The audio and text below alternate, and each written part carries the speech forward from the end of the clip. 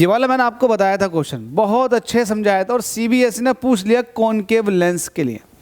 मैंने आपसे एक बात बताई थी कि अगर मेरे पास कोई लेंस है तो जाहिर सी बात है लेंस का अपना खुद का एक रिफ्रैक्टिव इंडेक्स होता है। लेट अस सपोज कि इसका रिफ्रैक्टिव इंडेक्स म्यू है। अब इसके जो बाहर वाला मीडियम है उसका रिफ्रैक्टिव इंडेक्स आप तीन तरह से ले सकते हैं। एक तो ऐसे ले सकते हैं कि जो ये लेंस है इसके खुद के रिफ्रैक्टिव इंडेक्स के बराबर, इसके खुद के रिफ्रैक्टिव इंडेक्स से कम, इसके खुद के रिफ्रैक्टिव इंडेक्स से ज़्यादा। अगर मैं इस लेंस के रिफ्रैक्टिव इंडेक्स से कम रिफ्रैक्टिव इंडेक्स का मीडियम बाहर रखता हूँ तो ये लेंस अपना नेचुरल फिनोमेना शो करता है जो कि डाइवर्जेंस है लाइट का। ठीक है, ये तब है जब सराउंडिंग मीडियम जो है वो, मैं इसको बोल देता हूँ गिलास और ये बाहर वाला, तो गिलास जो है ये इसका खुद का रिफ्रैक्टिव इंडेक्स बाहर वाले से ज़्यादा है, तो ये नेचुरल अपना खुद का जो इसका फिनोमेना है वो शो करवाता है।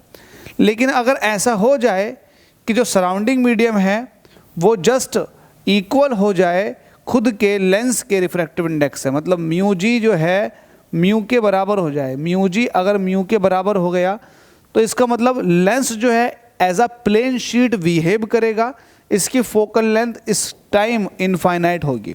ठीक है, तीसरा केस बनता है जब सराउंडिंग मीडियम का रिफ्रैक्टिव इंडेक्स ज़्यादा है, मतलब म्यू ज़्यादा है म्यू जी से, तब उस सूरत हाल में जो सराउंडिंग मीडियम है उसका खुद का रिफ्रैक्टिव इंडेक्स ज़्यादा हो गया तो वो इसके नेचर को चेंज करवा देता है, मतलब ये था कॉनकेव नेचुरली बट कॉन्वेक्स की तरह बिहेव करता। तो ये आप समझ लो ये इसके लिए भी है, ये कॉन्वेक्स लेंस के लिए भी है। सराउंडिंग मीडियम ही है जो डिसाइड करता है कि लाइट को बैंड कराना है या भगाना। अब चूंकि यहाँ पर एयर थी तो लाइट भाग गई क्योंकि इसका खुद का नेचर है लाइट को भगाने का। अब चूंकि यहाँ पर देखो बाहर वाला मीडियम जो है डेंसर है तो उसने मोड़ दिया लाइट को, जबकि ये बाहर को भगाने की ताकत रखता है, लेकिन सराउंडिंग मीडियम डिसाइड करता है कि बेटे तुम भगाने वाले बनोगे या मुड़वाने वाले। ये सराउंडिंग मीडियम ने इसको डिसाइड करवा दिया। तो ध्यान रहे क्वेश्चन बन गया है, आपसे कह रहा है कि कॉनकेव लेंस जो है उसका खुद का रिफ्रैक्टिव इंडेक्स 1.5 है।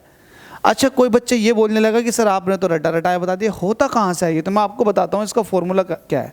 1/f = होता है μ2 माइनस के μ1 अपॉन μ1, और यहाँ होता है 1/r1 माइनस 1/r2। यस, बिल्कुल सही बात है। अगर मैं आपसे कहूँ कि बेटे μ2 जो है, ये μ2 जो है ना लेंस का रिफ्रैक्टिव इंडेक्स है। अब लेंस का रिफ्रैक्टिव इंडेक्स ये है सराउंडिंग मीडियम का रिफ्रैक्टिव इंडेक्स। अब सराउंडिंग मीडियम का रिफ्रैक्टिव इंडेक्स अगर इससे ज़्यादा हो जाए तो देखो इससे ज़्यादा हो जाएगा ये वाला, तो ये बड़ा और ये छोटा, तो छोटे को जब बड़े में से माइनस करोगे तो जाहिर सी बात है वैल्यू आ जाएगी माइनस में। तो माइनस में क्या आ रही है? ये focal length. Focal length minus का मतलब ये है कि जो नेचर है ना वो लेंस का वो उल्टा हो गया फोकल लेंथ माइनस में आने की वजह से। बस, अगर कॉन्वेक्स है तो कॉनकेव और कॉनकेव है तो कॉन्वेक्स। तो ये है प्रॉब्लम नंबर 29 का सटीक सॉल्यूशन। चलो अगली प्रॉब्लम में आपको दिखाता हूँ क्या क्या होता है।